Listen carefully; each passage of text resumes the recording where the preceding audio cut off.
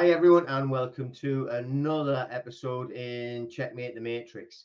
Today, what we have is a very special guest, a friend of mine from Sweden, although he actually is Finnish, but he's been living in Sweden for a long time.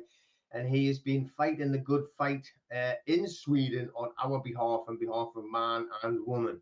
So, welcome to Petri Andersson. Great to have you here. And how are you doing today? Yeah, I'm doing quite well. I'm happy to be there and talk to you, Peter, because it's an honor to be on your show, And yeah, I feel very good. Brilliant, brilliant. So, what I want to do is just to get you to give it a little bit of an introduction to yourself, what you've been doing, so people can actually comprehend what we're actually talking about today, which for everybody, just so you know, it's all about the corruption of the credit industry, how they actually create this fake credit out of thin air and then demand that you repay back to the actual banks, and then how they actually sell it on to the debt collection agencies, which are just as corrupt, if not even more corrupt. And Petri's been having a right good old ding dong in that boxing ring of the credit scene. So, give a little bit of background on yourself, then, Petri, and then how you've actually been getting involved in it in the first place, and maybe how things have been going for you as well. Yeah. Uh, I was a long time ago, I was studying in school. After school, I started to work at the Swedish radio station, which is the place where they spread the good news. It's more, yeah. And then I got myself my print shop company. I did have around 200 employees under these 18 years I had this company. I've been working as a salesman for 20 years, knocking on doors, 5,000 meetings a year for 20 years. So I met some people, and yeah, I know how to manipulate people if I have to do that, because I'm a professional on that one. So then I was looking at the YouTube channel, and I saw you, Peter, actually on Mary Russell's show, I think. And I started, yeah, and it was very nice. So I start to follow you, and I try to figure out what's wrong here because I could see there was something wrong here in my country, but I could not put my finger on it. And I've been studying since that. I think it's 6 years now or something. Yeah. Okay. So once you actually got involved, was it more trying to find the background of sort of like the world type of corruption, as in like the cabal and that type of stuff, or were you really just concentrating on one specific area? I tried to figure out what was wrong in the world first, so I studied it for I don't know how long, but I've been studying it for some time. Then I realized I have to do something about things, and the things I talk about is my own finance problems, for example, because I divorced. I have one divorce in the past, and sometimes it can be hard because you need money. So I had so many credit cards and I had so many loans to just keep up my very good standard, because I had to keep the house. Otherwise, I had to sell it for very low money. So I started when I saw I could not manage to pay all these bills. That's it. So now I try to make people understand we've been lied to for a long time. And I do have my YouTube channel. I have some friends I talk to, and we try to do. You call it a doer. I don't talk that much.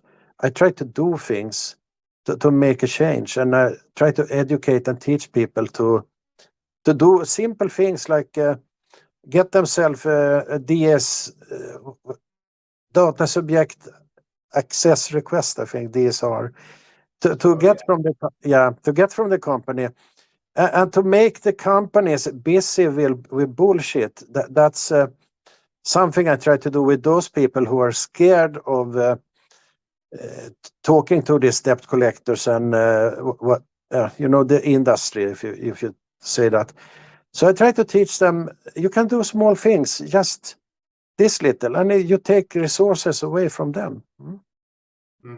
So obviously now you've got your own YouTube channel, which is fantastic. We'll put a link in the actual description for that if people want to go and see. So really then you've obviously looked at the credit side, which everybody hopefully is getting to see now that it's just complete corruption. It's craziness. How the actual financial world works. I mean, if you've ever heard the saying from Henry Ford, and when he actually said, if people realized how finance and money worked in this country, there will be a revolution before the morning. And I think a lot of things on that side, just on the actual credit side, the banking side, I think everybody still is just sticking their head in the sand and pretending everything's fine and that they don't have to worry that they can literally create money out of thin air and then demand that you repay it back, or they will take everything from you. I mean, that's basically how the systems work, I mean, would you agree with that? Yeah, I would definitely agree with that. And the more you learn, the more disappointed you get, because nothing is correct. Everything is wrong.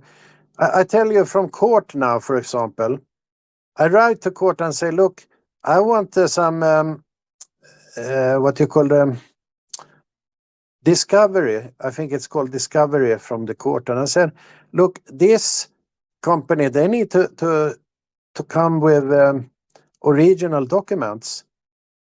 And I got an answer from court and from this lawyer on the other side. And he said, he wrote and said, no, we put the original documents here. Okay.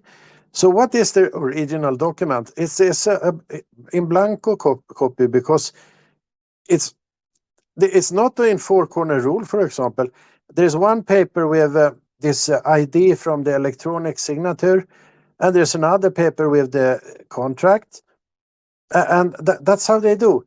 So you can't even figure out if it's the original or not. There's no way you can figure it out, for example, and it's very bad, So when you're saying the original contract, you're talking about the original, either, let's just call it a loan application, okay? Just for, we know what it is, but is that the contract that you mean? Yeah, exact. They have different names here. So they call it contract, they call it promise to pay. They have different names, but it's the same. It's the same thing. Okay. So when you have been challenging these loans, obviously what you found out by your research and then going deeper, once you've actually watched a little bit on our channel, then you've discovered obviously that all of the credit is created out of thin air. Just we'll go over it a little bit, just in case anybody's coming onto this and they haven't delved themselves yet. So what happens is, no matter where you are, I mean, doing an online application, going into a bank, being there, literally in the flesh and blood, when you sign what you believe to be a loan application, even a mortgage application, it's the same principle, or credit card application, then what happens is you sign that piece of paper you believe is an application. Obviously, it does become a contract, or it should become a contract in contract law. However, what you've done is you've given power to a promissory note, or a financial instrument that has a cash value. So then what happens is the bank itself, once you've actually signed it on the actual application, imagine this, it is, if you go back to an old-fashioned check, right? I don't know if everyone can remember having a checkbook. I know I used to have one years ago, and you would write it in what they call a sum certain. So you write it out in words, say £10,000 written in words. Then you actually write the sum in numerical, £10,000 numerical. Then you actually sign it and date it. That is a check. So if you imagine an application, what you believe is an application, it's got a sum certain written in words. then it has the numerical written in numbers, then it has the date on, and you've signed it. That to me sounds like a check. And that is exactly what it is. Now, the banks themselves have the license, if you want to call it that. I'm not sure, but they certainly have the ways and means of literally taking that application. It creates credit out of thin air, and that thin air then develops, or that piece of paper out of thin air develops into a value that they put into their own bank account as an asset, as a deposit, and then a little diddle on the actual computer, and then some numbers, which is all it is, digits, will appear in your bank account, and out magically out of thin air, the bank have took nothing out of their own account. They haven't took anything from anybody else apart from you. You created something, and then they've given it back to you, pretending that they have actually made a loan to you of money. That is what we're actually talking about. So that is the original contract. Is that the one that you're actually meaning there, Petri? Yeah, this is exactly what we talk about, and because when you look at the law here in Sweden, there is the paragraph 15 of the promissory note law. We call it skuldebrevslagen in Swedish. Is the same, and if you read that paragraph 15, if I'm right now, it says the the bank have to give you something in return. So they are breaking that 15 paragraph all the time, because they never give you nothing. They just they steal your money from your promissory note, and they use an exchange system, and they give you a credit. Is that double? I mean, if you do double dipping, you have one chips and two balls. It's gonna taste like shit after some time, right? I mean, basically, if we try to do that, then we're going to jail. That's basically it. But Mm. I mean, a lot of people say that, well, it's all the banks are doing is fractional reserve lending. So you give, or say I go and deposit £1,000, then they only have to keep a certain percentage. I think they said something like 10%, and let Mm. the others out. That is not what we're talking about. This is not what is happening. It is not fractional reserve banking. This is, I mean, we can't really call it fraud, because you'd have to then prove your claim. However, they are literally taking that they've got the license, because they are a banking cartel, taking your signature, which is on that promissory note or a security instrument, and creating credit, which literally is cash out of it, which probably would be okay as the world revolved around the credit system, with a fiat currency system with a value of absolutely zero. But it's when people start to actually not pay back or repay, and actually stop the system crumbling, which is what you're seeing very, very soon. I think you're looking at the biggest financial crash in world history that we're actually going to see very, very soon. Have you heard about that, Petri? Yeah, I heard about that, and there is some countries here in north. It's Denmark, Sweden, Finland. Yeah, something like that. We call it the north. We are heading the biggest bankrupt company in history in our area, and it's one debt collector company. It's called Intrum. They're going down now because their shares was halved in one day. So 50% of the shares was disappearing. Next day, 15% disappeared.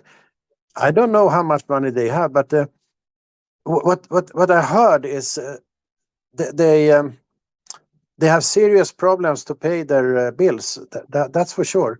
So it's this is amazing what's going on. Huh? Yeah, I Mm. mean, that's certainly good news for us. I'm not going to shed any tears for them, that's for sure. I mean, that's obviously, it's definitely, I would say, a European company, if not worldwide. Interim debt collections are very active in the UK as well. So, yeah, Mm. we'll certainly have a drink of at the weekend and cheer that one on.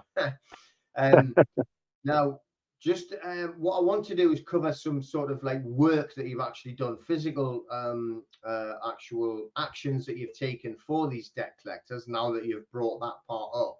So just today I received news from another colleague that we've been working with on one of the debt collectors that we deal with here, which are quite aggressive. They are very aggressive, which is the PRA group.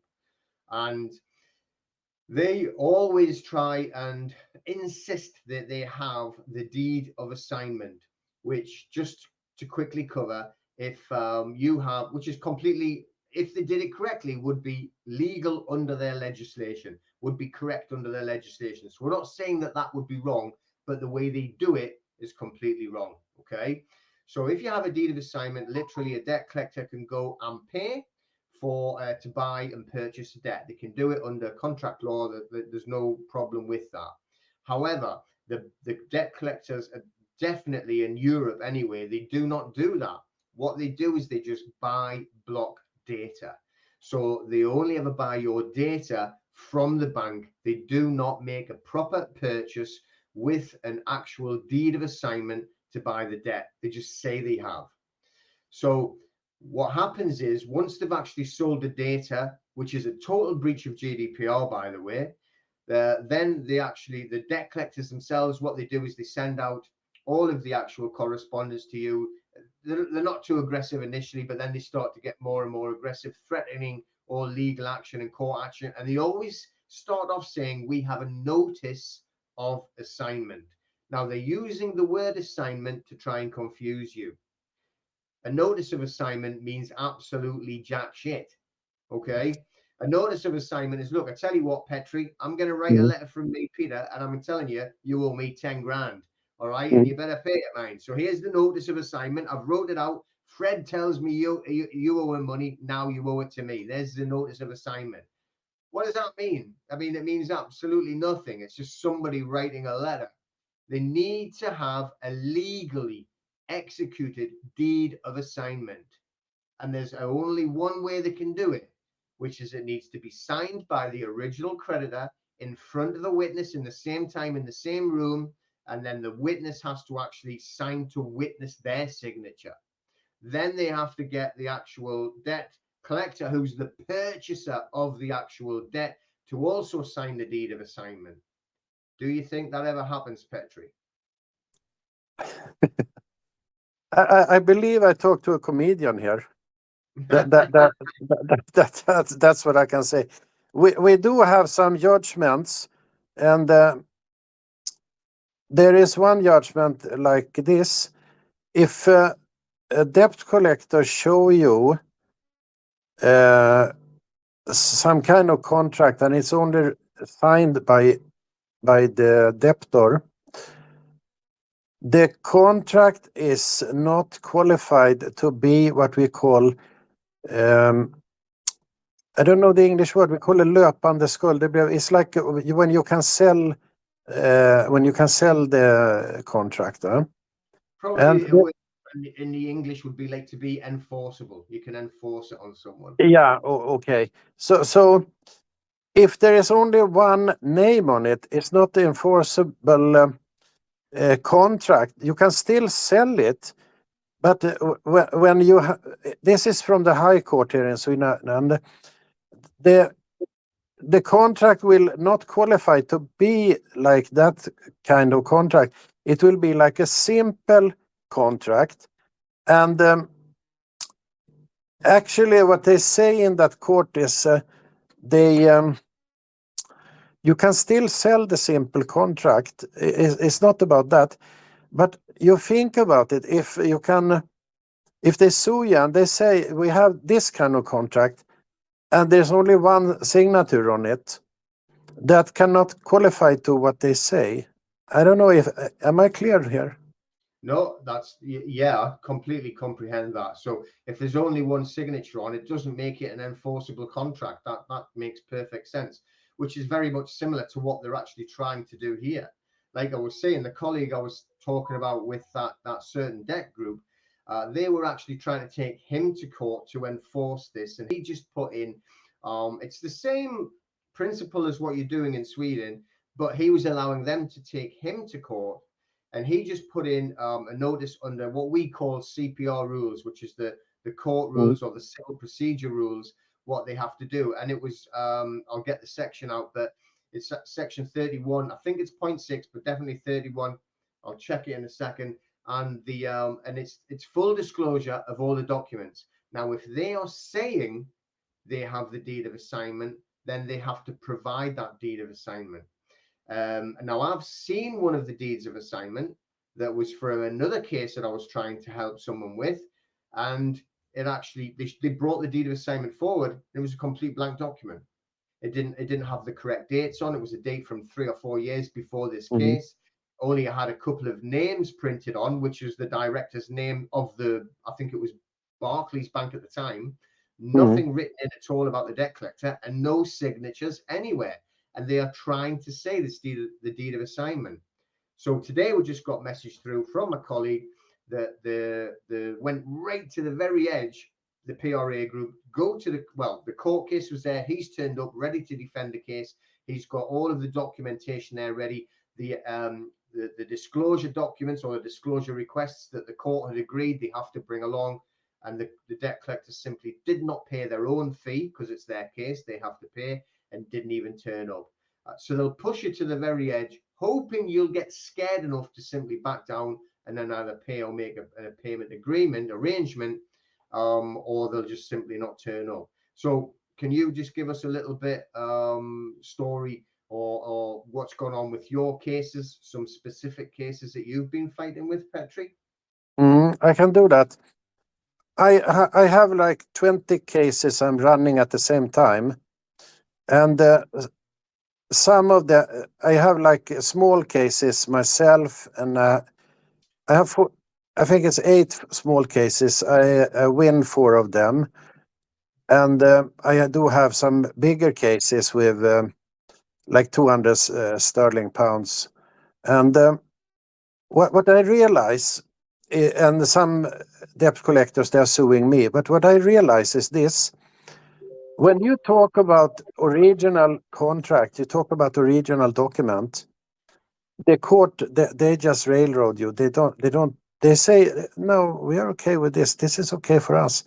They don't care. So they sue you with not correct document. And now they've been suing me for like 400,000 Swedish crowns, for example. And this is just a company buying data, and the court, they don't care. So, but you know what we say is Sweden is the core of the deep state, and Stockholm is the worst, because from here the first central bank came, and you know, I'm in the middle of the shit. I swear to God I am, because they don't.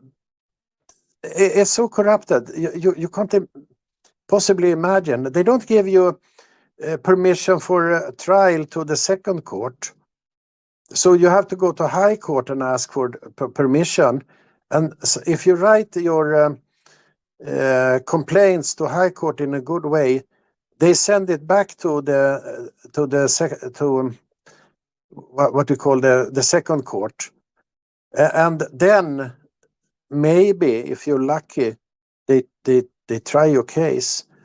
So when it comes to me, I don't have too much success in the first court, the what you call it's an administrative court. Yeah, mega magistrates court. Yeah.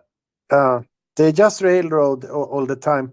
What I have success with is when I sue them for GDPR, for example. Yeah.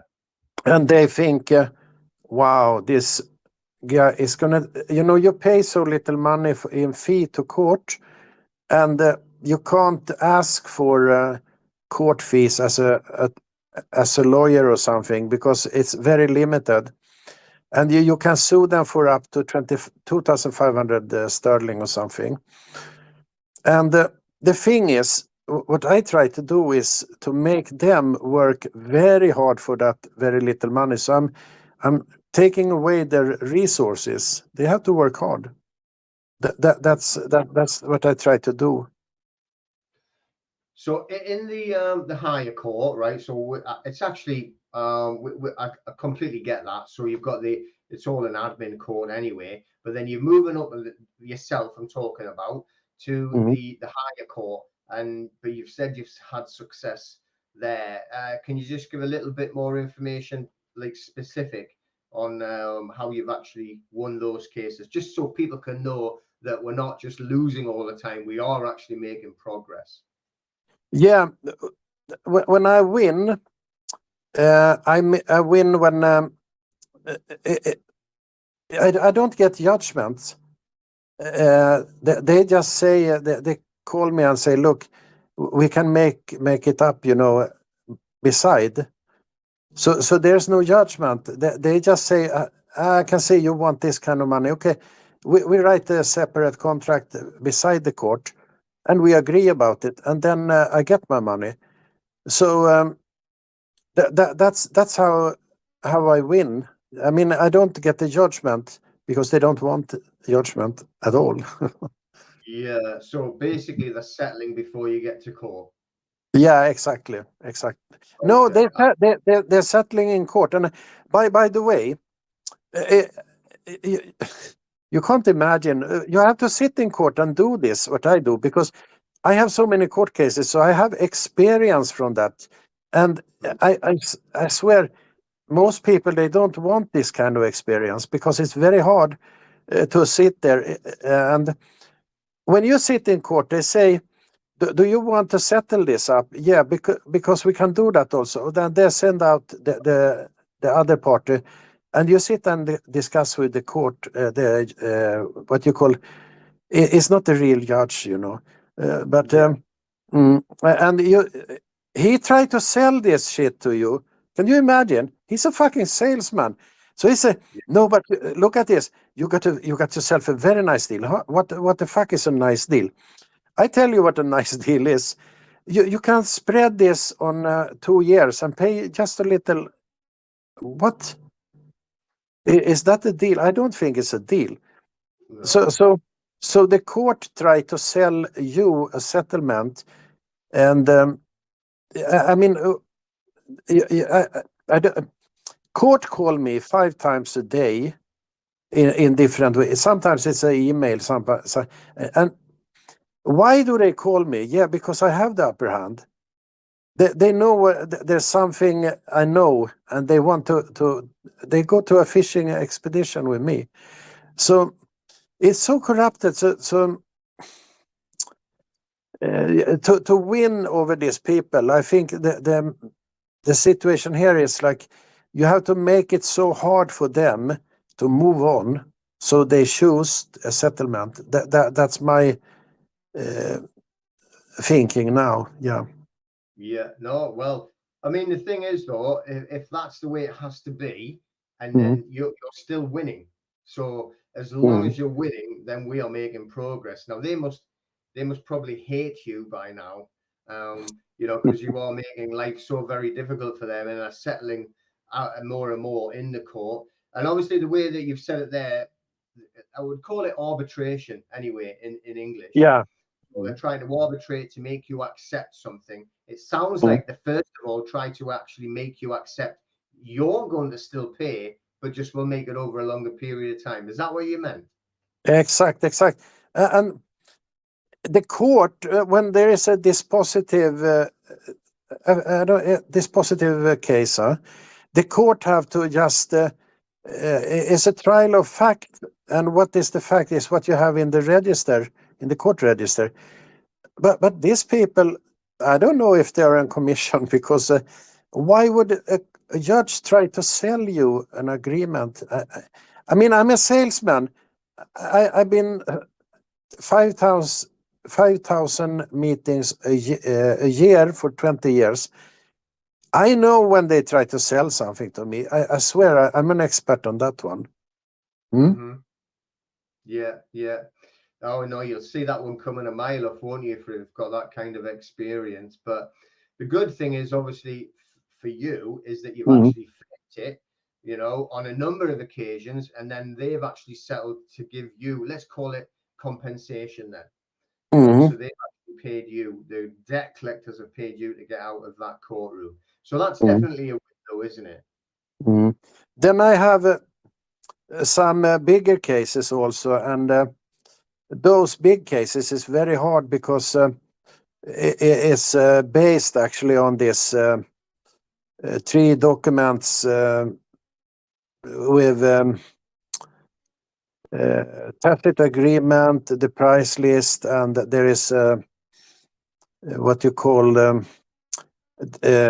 private and confidential.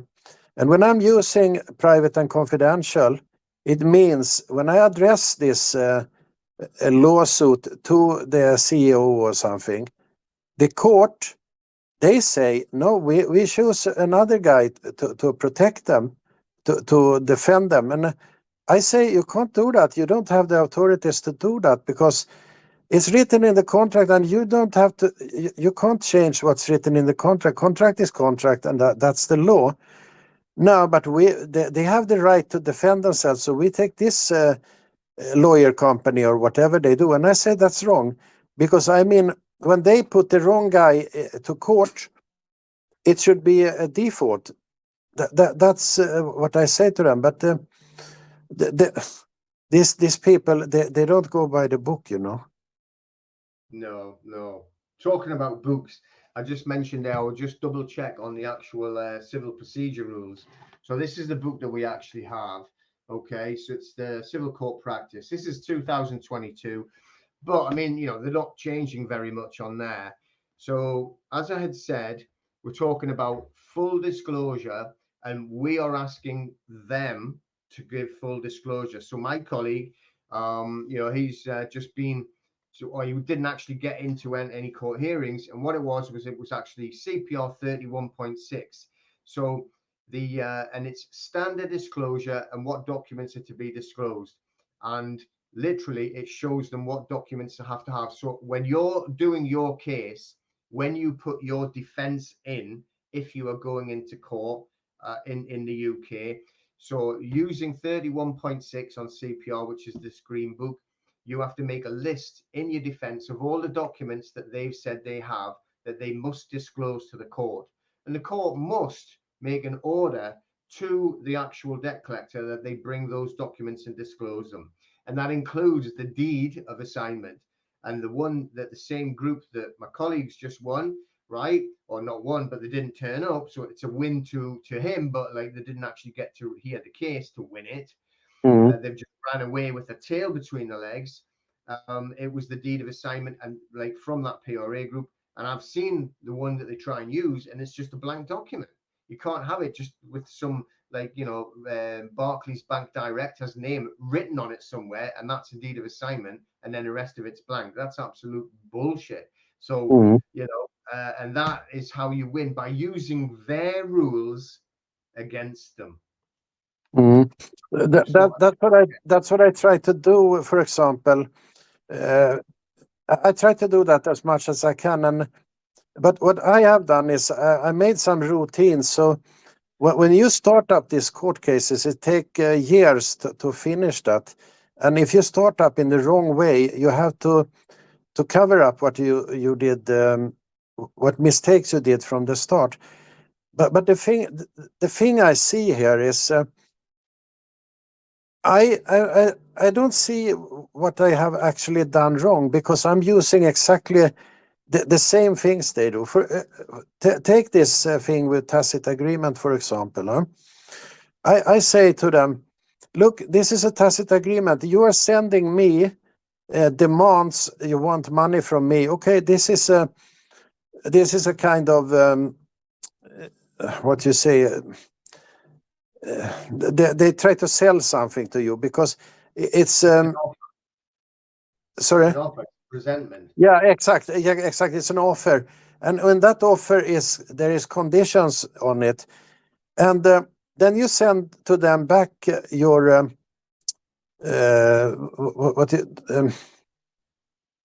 what do you call it? A counter offer. No, this You send the document back to them anyway with your own offer, and you say, look, if you are going to send me documents and you're going to have claims on me, and if you don't show me the proper claims, I have to charge you some money for it.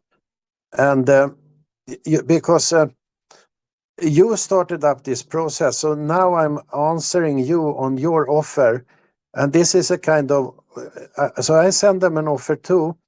And when they do not answer it, and they send more demands, and the way I see it is they started up the procedure, and my offer is now, they're kind of contracted in, you know what document I talk about, right? Yeah, you're talking probably like a conditional acceptance. So on a Exactly. conditional acceptance, it's got in it, which is just a counter offer anyway as well. So it's the same. It's a different name, but same terminology. So in Exactly. reality, you've made that counter offer to them. You've replied to their offer. However, they haven't replied to your offer. Therefore, through tacit agreement, then they've accepted your offer. Yeah, exact. And when you try to use tacit agreement against them, the court say no, and they say, but this guy, he's been passive. So when you're passive and you don't answer and blah blah blah, you can't charge them for nothing. And but this is exactly how they do to us, because if there is no what you call you can end up in default, for example, right? And what is a default is if you don't do anything, you let the court send you a document and you don't answer them, then you end up in a default and you lose. Okay, so what have I done? I sent to them my contract, and they don't answer it, they don't do anything. So when I sue them, I bring that contract to court and I say, look, they did not answer me, so this is actually a default. You just have to pay me the money. And they say, no, no, no, no, no, no, no. We have to put a lawyer there and blah, blah, blah, blah, blah. And then they start to fight you. And it's like the court, they are protecting the criminals. That's it. Yeah, I mean, I totally agree. It really is.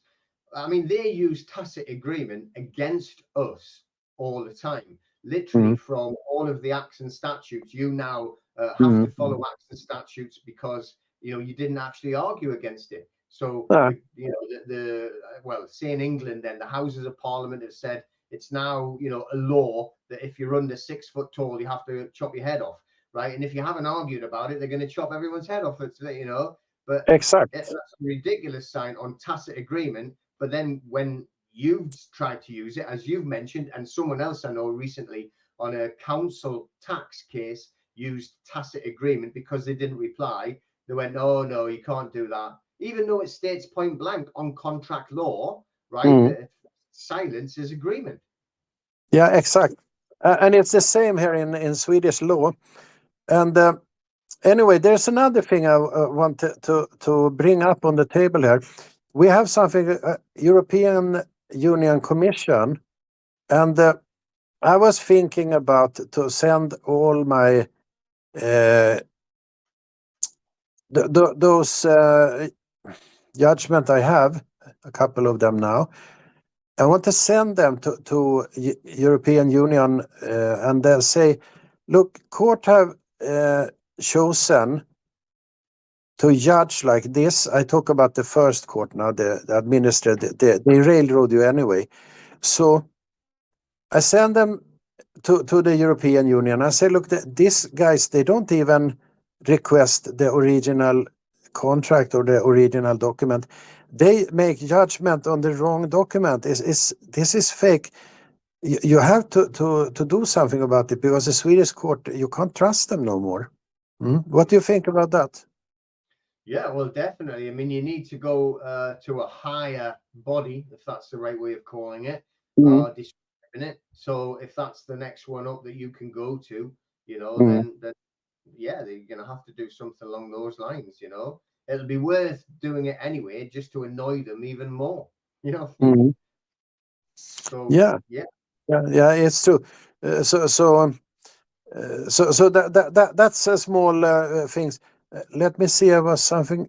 Uh, yeah, but anyway, the work I've been doing here is most of the time I talk to people. They call me, they send me messages, and I say, I have this problem, I have this problem, this, and that. So I call them and I talk to them all the time, like 2 3 times a day. If I can manage that, I do it. And they say, "Do you want some money?" No, I don't want any money. Just spread the word. If you understand something, I say to you, spread it to somebody else, because what you don't want any. No, I don't want any money. So if I could wish, you do that, and you will be my experiment. I tell them it's my way of having fun. So I say, try this. Send the company request for GDPR data or whatever it is. Make life hard to them. And now many people have started to do that. So I'm leading actually a group of people here. If I want it or not, I don't care. But they're following me now. It's interesting, huh? yeah. No, that's good. I mean, obviously, you're giving them a good service. They're listening to you. They're learning, and that's Mm, the thing. As long as as a group, anybody's group, whoever it is, my group, your group, other groups mm, around the world, the country, we need them to actually take action. That's what we need them to do, because too many people, I think, now they want. I mean, there's nothing wrong in having your hand held to get some mm, help and assistance and show you how to do things and even help you do it. But mm, you've got to be the one to actually start standing up and fighting against the corruption yourself. Uh, you know, mm. Nobody can save you completely. We can guide you, we can show you, we can give information, but you have to be the warrior at the end of the day. We've given you the armor, we've given you the actual weapons to fight with, the tools, and now it's up to you. So as long as you can help them along that way, then we're all winning, we're all moving forward. Wouldn't you agree? Yeah, that's exactly how I see it. So what I try to do now is, for example, I try to teach them about, I don't know if you call it constitution or common law, but we have something similar common law here in Sweden. And I tell them, look at your rights. What is your right?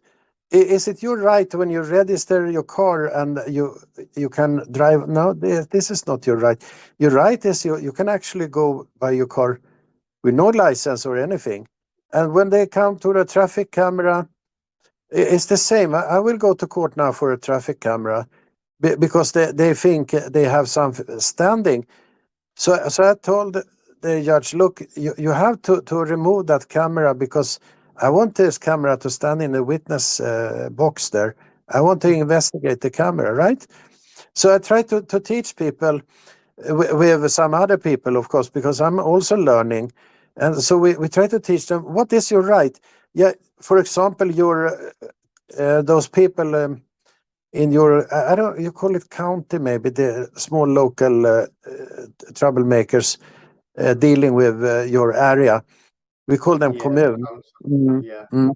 And for example, they come when one neighbor here say, you're using firewood, it smell like too bad. Okay, so I'm using firewood. What's the problem? I'm gonna report you to these authorities. Okay, and I said, you're chopping in stone, man, because there's nothing you can do about it, because they are breaking the common law, and the common law is higher than their statutes.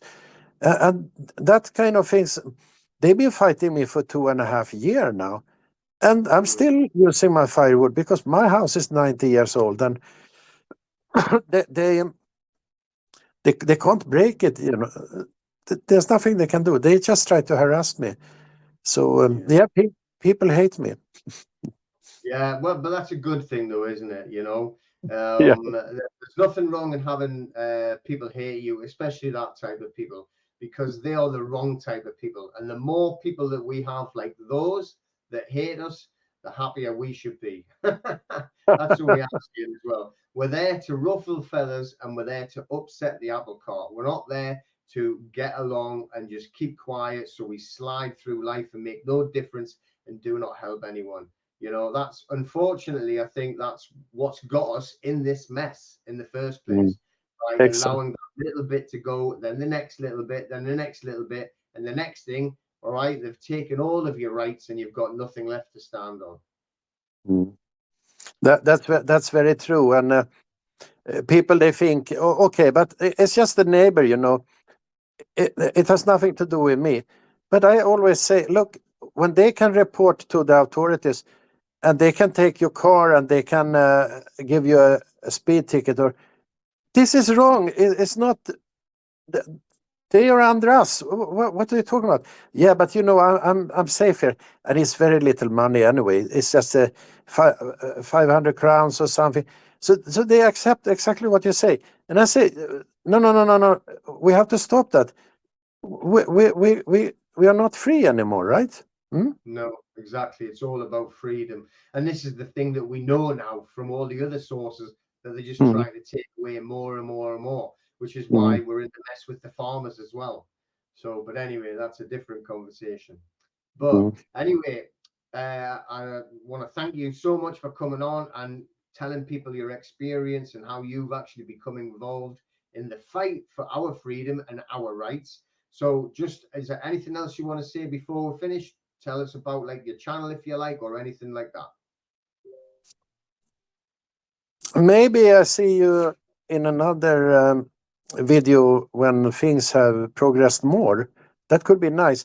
I'm very happy I could be here in this time, and I try to work with my English, you know. But no, I think I said what need to be said right now, and exactly what you say. We need some hand to hold, and we need to talk to people, and we need to group ourselves in special positions. So, for example, one guy, he know how to sue, another guy know how to protect, another guy know about these financial instruments, another one know about this and that and that and that and that. Because one person cannot do everything, but if we specialized, we can do so much, because then we don't need to learn everything, all of us, you know. Yeah, exactly. And then share the knowledge between us, and then everybody can help each other with their own little bits. That's absolutely perfect. Yeah. Okay. No, fantastic. Yeah. And, you know, I'll tell you what, like, you speak better English than I speak Finnish or Swedish. So we have to take our hats off to you for that. But thank you very much for coming along on the show. We'll definitely get you back on, especially if you get some more success. So we'll keep in touch and then let people know how more, because that's what we need to do. Show people, look, we are having success. We're using, you know, whatever methods that we have to use to move forward, to beat the matrix, to checkmate the matrix. And that's what it's all about. Learning how to play a better game on this chessboard of life, and being able to outplay them, outmaneuver them, and checkmate them.